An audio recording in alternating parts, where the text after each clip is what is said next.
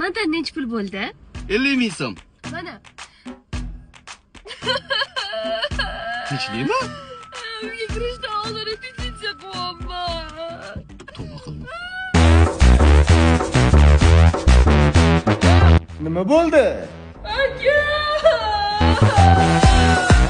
Aka, biz meni haydab yubordi, sen bilan yashamayman dedi. Men unga hech nima qilmadim. Aldavotdi, ishonmang, bu erini aytganini qilmaydi.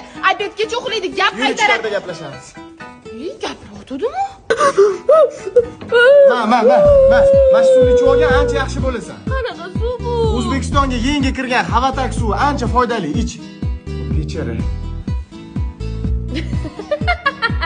Qarab, bo'sh o'tirgan bo'lsang, bor siningga qarash sipirasan. Aka, qo'l-oyoqlarim biroz og'riyapti, chidab bo'lmayapti, og'riq.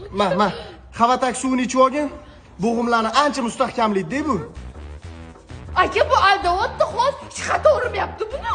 Voy bechara, jam, bo'ldi, jam. Kimga gapiryapman, meni ham eshitinglar. Osh bo'lsin, ering bilan o'zi nimaga urishding? Choyxonada og'ir ovqat yegan ekanlar, botganiga mamlakatga urishdilar rosa. Ering ham mana Havatak suvini ichish kerak-da, bu oshqozonni hazm qilishini, yurishini yaxshilaydi, rosa foydali bu. Aka, meni diqqat bilan eshiting. Bu sizni aldavotdi. Men diqqat bilan eshitsa, buni o'zi iflos.